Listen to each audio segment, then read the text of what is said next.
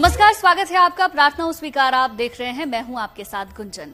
नवदुर्गा की उपासना का पर्व यानी कि नवरात्रि का शुभारंभ। शक्ति पधारने वाली हैं आपके द्वार। हर ओर मां के जयकारों की गूंज सुनाई देगी। आदिशक्ति के 9 रूपों की भक्ति के दिन, मां दुर्गा का आशीर्वाद पाने के दिन नवरात्र के साथ होगा उपवास और होगी पूजा पाठ। इन 9 दिनों का संपूर्ण लाभ उठाने के लिए जरूरी है कि पूजन की विशेष तैयारी की जाए। नवरात्र में कलश स्थापना का विशेष महत्व है, इसीलिए आज हम आपको कलश स्थापना के मुहूर्त और स्थापना के नियमों के बारे में बताएंगे, ताकि आप सही ढंग से कलश स्थापित करके देवी की विशेष कृपा के भागी बन सकें।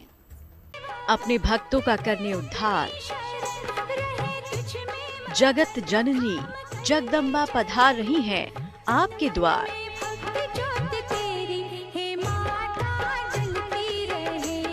नव संवत्सर पर शुद्ध होंगे संस्कार। गुड़ी पड़वा पर होगा शक्ति का संचार। माँ दुर्गा को मनाने, उनसे परम कृपा पाने और शक्ति की आराधना का पर्व नवरात्र शुरू होने जा रहा है। चैत्र नवरात्र में माँ दुर्गा के 9 स्वरूपों की पूजा तो होती ही है, साथ ही चैत्र शुक्ल प्रतिपदा से ही हिंदू नव वर्ष भी प्रारंभ हो जाता है, जिसे हिंदू नव संवत्सर कहा जाता है। चैत्र नवरात्र का प्रथम दिन से हमारे यहाँ वासंतिक नवरात्र के रूप में जाना जाता है। बसंत ऋतु का आगमन होता है, तो बसंत ऋतु के आगमन में मानव जीवन पर भी प्रभाव पड़ता है। तो इस नवरात्रि में हमें स्वच्छता का विशेष ध्यान रखना चाहिए और अगर हो सके तो प्रातः काल आम के छोटे पत्तों या नीम के छोटे पत्तों का सेवन करना चाहिए। प्रातः कलिका प्राशनम कहा गया हमारे पंचांगों में, इसलिए इस दिन स्वच्छता का ध्यान रखना चाहिए। स्वच्छता का ध्यान करके तब जो वासंतिक नवरात्र है उसमें हमें देवी आराधना करने का विशेष लाभ मिलता है।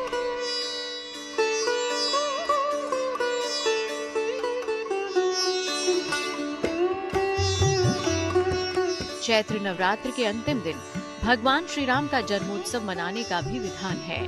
इन 9 दिनों में उपवास, ध्यान और भजन कीर्तन से मन और शरीर की शुद्धि होती है और भक्तों को आध्यात्मिक शक्ति मिलती है। चैत्र नवरात्र की शुरुआत कल से हो रही है और इसी के साथ हिंदू नव वर्ष की भी शुरुआत होगी। वैसे तो नवरात्रि साल में 4 बार आती है, पर ज्योतिष शास्त्र के अनुसार चैत्र नवरात्रि बाकी की 3 नवरात्रियों से बिल्कुल अलग फल प्रदान करने वाली है।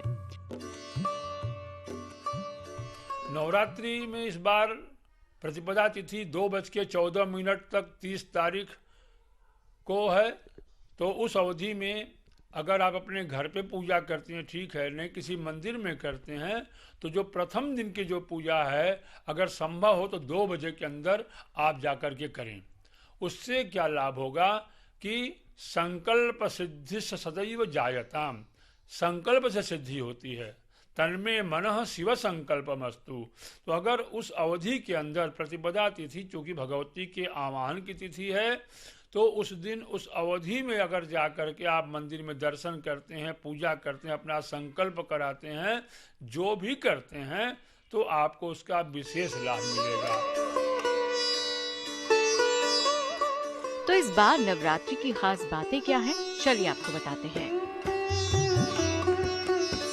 ये चैत्र शुक्ल पक्ष की वासंतिक नवरात्रि है। चैत्र नवरात्रि से हिंदू नववर्ष की शुरुआत होती है। इस नवरात्रि में तमाम तरह की शक्तियाँ पाई जा सकती हैं। ये नवरात्रि ज्ञान की है, जबकि आश्विन नवरात्रि धन की होती है। इस बार ये नवरात्रि 30 मार्च से शुरू होगी और समापन 6 अप्रैल को होगा। ज्योतिष के जानकार बताते हैं कि इस बार चैत्र नवरात्र 8 दिनों के होने वाले हैं और इनका आरंभ किस तिथि से होने जा रहा है, चलिए पहले ये जान लेते हैं। पंचांग के अनुसार चैत्र मास के शुक्ल पक्ष की प्रतिपदा तिथि 29 मार्च को शाम 4:27 से लेकर 30 मार्च को दोपहर 12:49 तक रहने वाली है उदया तिथि को मानते हुए चैत्र नवरात्र की शुरुआत 30 मार्च को होगी और इस नवरात्र का समापन 6 अप्रैल को रामनवमी के साथ होगा। नवरात्रि के 9 दिन देवी उपासना के लिए विशेष माने गए हैं। कुछ लोग 9 दिन व्रत और पूजन करते हैं और इसकी शुरुआत होती है शुभ मुहूर्त में कलश स्थापना से। तो ये जानना भी जरूरी है कि कलश की स्थापना कैसे की जाए। आइए जानते हैं नवरात्रि के पहले दिन के शुभ मुहूर्त में घट स्थापना करना उत्तम रहेगा और इसकी सबसे उत्तम विधि क्या है। कलश की स्थापना चैत्र शुक्ल प्रतिपदा को की जाती है। इस बार चैत्र नवरात्र पर घट स्थापना के लिए 2 शुभ मुहूर्त रहेंगे। 30 मार्च को सुबह 6:13 से सुबह 10:22 तक घट स्थापना का मुहूर्त है। फिर आप दोपहर 12:01 से दोपहर 12:50 तक अभिजीत मुहूर्त में घट स्थापना कर सकेंगे। इस संवत्सर के राजा हमारे यहाँ सूर्य हैं और मंत्री भी सूर्य हैं। क्योंकि रविवार के दिन नया संवत्सर आरंभ हो रहा है तो राजा सूर्य मंत्री सूर्य हैं। तो भगवती की आराधना हमें करनी है तो उस दिन स्वच्छता रखें।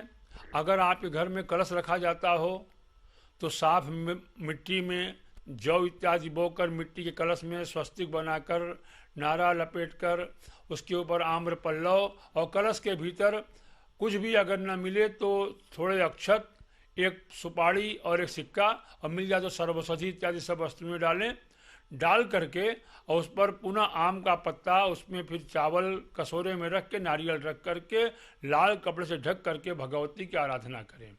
अगर आप कलश नहीं रखते तो आप भगवती का चित्र रख करके भी पूजन कर सकते हैं, क्योंकि यह जो चैत्र का नवरात्र होता है विशेष उपासना का दिन होता है।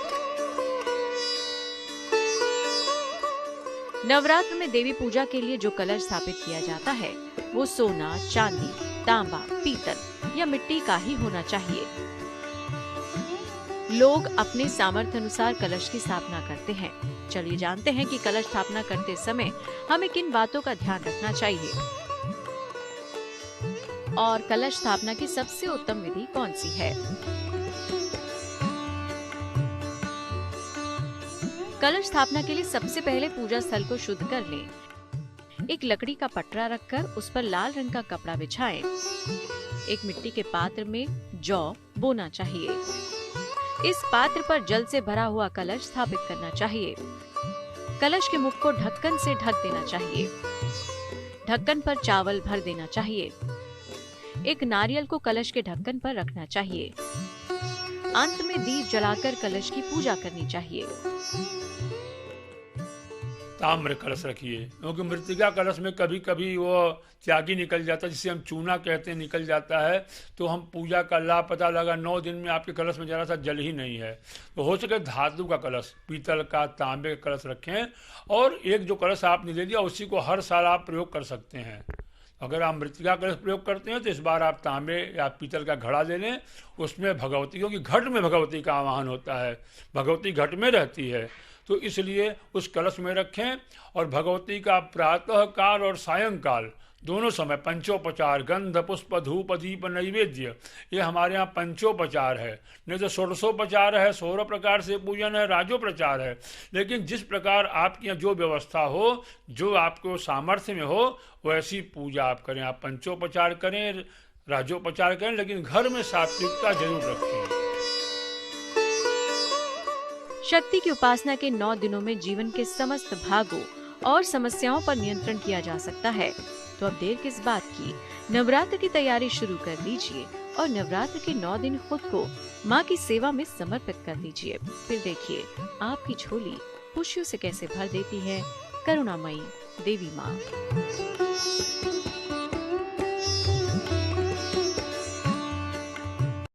चैत्र नवरात्रि के आगमन के साथ ही शुरुआत होती है गुड़ी पड़वा की, जिसे सनातन धर्म में नव संवत्सर कहा जाता है।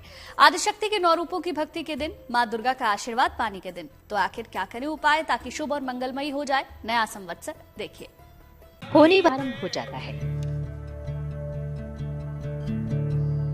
नव संवत्सर का अपना अलग ही नाम होता है और इसका ज्योतिषीय महत्व भी होता है, क्योंकि ग्रहों की चाल का भी इसमें विशेष ध्यान रखा जाता है। चैत्र नवरात्र के साथ इसकी शुरुआत होती है, तो आखिर क्या करें उपाय ताकि सब शुभ और मंगलमयी हो जाए? चलिए इसके ज्योतिषीय उपाय जानते हैं। तो जहां तक हो सके तो आप सात्विक रहें। जो अभक्ष्य वस्तुएं हैं जैसे मांस, मदिरा, इन सब चीज़ों का सेवन नहीं करना चाहिए और सात्विकता का जीवन जीना चाहिए और ब्रह्मचर्य का पालन करना चाहिए, क्योंकि ब्रह्मचर्य से जो हमें प्राप्त होता है वो कुछ भी से भी नहीं प्राप्त हो सकता। इसलिए घर में साफ सफाई रखें, अपने शरीर की साफ सफाई रखें और खाने पीने की वस्तुओं में भी सात्विकता का प्रयोग करें। प्रातःकाल स्नान करके सूर्य को अर्घ्य दें। घर के मुख्य द्वार पर वंदनवार लगाएं।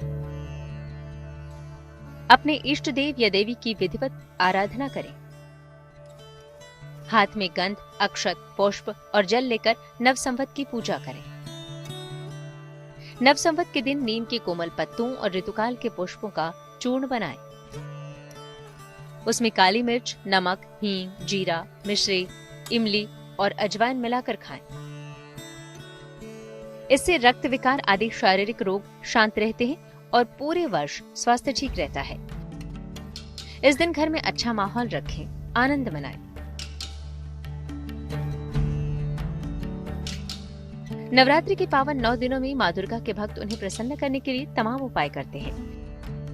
वैसे तो नवरात्रि के सभी दिन मनोकामनाओं की पूर्ति के लिए शुभ माने जाते हैं, पर इन सभी दिनों की अपनी ही विशेषताएं होती हैं। नवरात्रि की तैयारियों में कलश स्थापना कैसे करते हैं, हमने आपको ये बताया। चलिए अब आपको बताते हैं कि नवरात्रि में व्रत का विधान क्या है। नवरात्रि में 9 दिन भी व्रत रख सकते हैं और 2 दिन भी। जो लोग 9 दिन व्रत रखेंगे वो लोग दशमी को पारायण करेंगे। जो लोग प्रतिपदा और अष्टमी को व्रत रखेंगे वो भी इस बार दशमी को पारायण करेंगे। व्रत के दौरान जल और फल का सेवन करें। ज्यादा तला भुना और गरिष्ठ आहार ग्रहण न करें।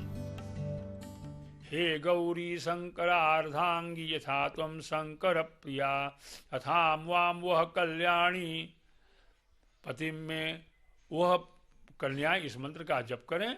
और अगर जो युवा हैं जिनका विवाह नहीं हो रहा है, ओ पत्नी मनोरमां देहि मनोवृत्तानुसारिणीं तारिणीं दुर्ग संसार सागरस्य कुलोद्भवाम्।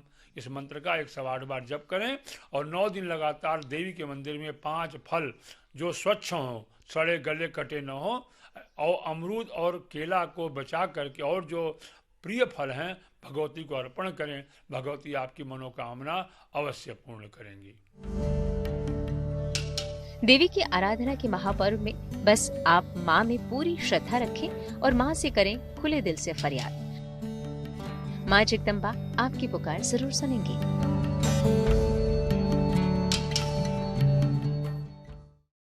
नवरात्र का हर दिन समर्पित है एक देवी को। जहां पहले दिन उपासना होगी मां शैलपुत्री की। नवरात्र के पहले दिन मां शैलपुत्री की उपासना कैसे करें और इस दिन के साथ कौन सी पौराणिक मान्यताएं जुड़ी हैं, चलिए आइए जानते हैं। वो हर कष्ट हरेंगी, वो हर दुख हरेंगी। माता के 9 रूपों की पूजा भक्तों के जीवन पर वरदान बनकर बरसेंगी।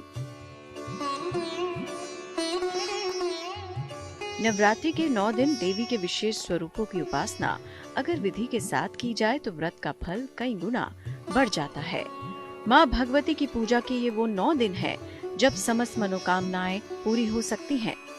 सभी तैयारियों के साथ देवी के पहले स्वरूप माँ शैलपुत्री का आवाहन किया जाता है। जानकारों की माने तो माँ शैलपुत्री की उपासना से आरोग्य और लंबी आयु का वरदान मिलता है।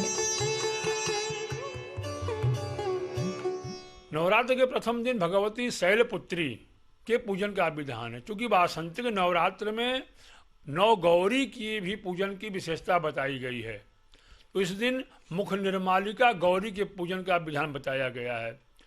और भगवती जो शैलपुत्री हैं, वंदे वांछितलाभाय चंद्रार्धकृत शेखराम वृषारूढ़ाम शूलधराम शैलपुत्री यशस्विनीम वो भगवती जो वृक्ष पर आरूढ़ हैं, ऐसे भगवती की आराधना शैलपुत्री के नाम पर, जो शैल हिमालय की जो पुत्री हैं, उनकी पुत्री के नाम पर हम उनका पूजन करते हैं, उनकी आराधना करते हैं।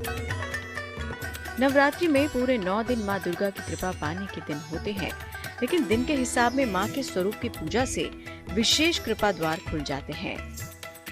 देवी उपासना जितनी फलदायी और असरदार है, उतना ही इसमें कई सावधानियों का ख्याल भी रखा जाता है, क्योंकि शक्ति पूजा में की गई गलतियां विपरीत परिणाम भी दे सकती हैं। प्रथम दिन हम शैलपुत्री का ध्यान, पूजन, पाठ करते हैं और शैलपुत्री की उपासना साधक अपने मन को मूलाधार चक्र में स्थित करता है और शैलपुत्री का पूजन करने से जो मानव जीवन में, मानव शरीर में जो मूलाधार चक्र है वो जागृत होता है, जिससे योग साधना आरंभ होती है। तो जब हमारा मूलाधार चक्र जागृत हो जाएगा, उसके बाद जो भी साधनाएं हम करेंगे वो अवश्य फलीभूत होंगी, क्योंकि जब मन हमारा योग में चला जाएगा, हम हठी हो जाएंगे। योग माने हठ करना, और जब हठी हो करके हम भगवती से कोई प्रार्थना करेंगे, कामना करेंगे तो अवश्य प्राप्त होगी। कैसे करें माँ शैलपुत्री का श्रृंगार? पूजा के समय लाल वस्त्र धारण करें, घी का एक मुखी दीपक माता के समक्ष जलाएं, देवी को लाल फूल और लाल फल अर्पित करें, देवी के मंत्र ओम दुम दुर्गाय नमः का जाप करें, या चाहे तो दुर्गा सप्तशती का नियम पूर्वक पाठ करें।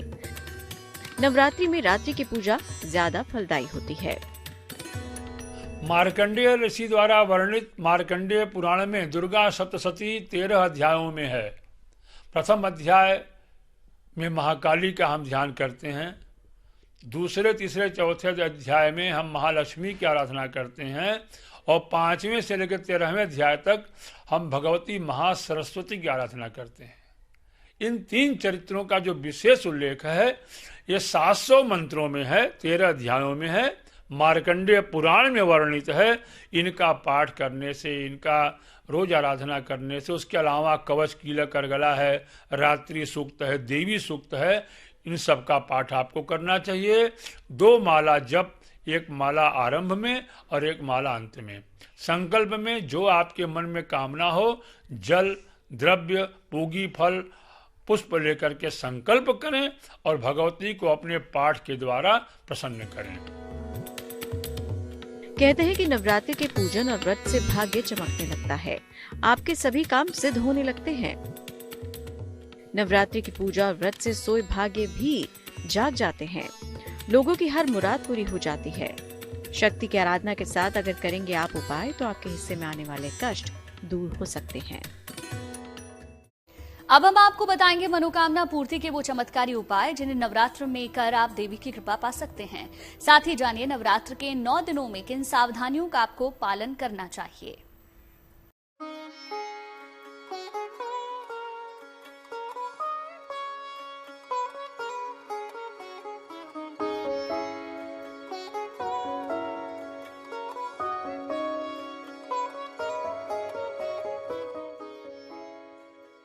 शक्ति की उपासना के सबसे बड़े पर्व नवरात्र भक्तों के लिए देवी कृपा पाने के चमत्कारी दिन है। नवरात्रि के पहले दिन का महात्म्य ही अलग है। कहते हैं कि इस दिन वातावरण में सकारात्मक ऊर्जा का प्रवाह रहता है। नवरात्रि में जिसने शक्ति के 9 रूपों की श्रद्धा से आराधना कर ली, देवी उसे हर मुश्किल से उबार लेंगी। कहते हैं पहले दिन की पूजा से माँ के 9 रूपों का आशीर्वाद मिल जाता है। देवी अपने भक्तों को हर मुश्किल से उबार लेती है। दुर्गा सप्तशती में 3 चरित्र हैं, प्रथम चरित्र, मध्यम चरित्र, उत्तम चरित्र। तो प्रथम चरित्र की भगवती महाकाली, मध्यम में महालक्ष्मी और बाद में महासरस्वती। तो आप चाहें तो इस तरह से ही पाठ कर सकते हैं। एक चरित्र का आज करें, एक चरित्र का कल, एक चरित्र का परसों, ऐसे कर सकते हैं। और केवल विशेष करना हो तो मध्यम चरित्र का पाठ करने से भी आपको फल मिलता है। इसके अलावा कुंजिका पाठ मात्रेण दुर्गा पाठ फलम लभेत, कुंजिका स्तुति का पाठ कर सकते हैं।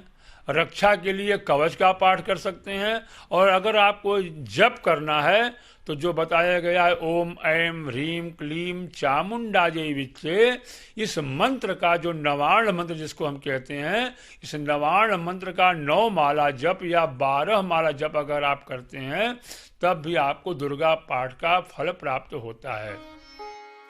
वैसे तो नवरात्रि के सभी दिन मनोकामनाओं की पूर्ति के लिए शुभ माने जाते हैं, पर खास मनोकामना की पूर्ति के लिए आप हर दिन विशेष उपाय कर सकते हैं। बस जरूरत है कि आप माँ से पूरी श्रद्धा रखें। तो मनोकामना पूर्ति के लिए किस विधि से करें माँ शैलपुत्री की उपासना, चले जानते हैं। 27 साबुत लौंग लें और इसे लाल धागे में बांधकर माला बनाएं। ये माला देवी के चरणों में अर्पित करें, फिर अपनी मनोकामना पूर्ति के लिए प्रार्थना करें। नवरात्रि के इस महापर्व पर अगर आप माँ की संपूर्ण कृपा प्राप्त करना चाहते हैं तो ऐसे में ये जानना भी जरूरी है कि 9 दिनों में किन सावधानियों का करें पालन। नवरात्रि में पूरी तरह से सात्विकता बनाए रखें। दोनों वेला देवी की पूजा करें। नवरात्रि में रात्रि की पूजा ज्यादा फलदायी मानी जाती है। अगर उपवास रखें तो केवल जल और फल ग्रहण करें। आदि शक्ति है माँ जगदम्बा, अपने भक्तों की हर कामना पूरी करती हैं देवी माँ।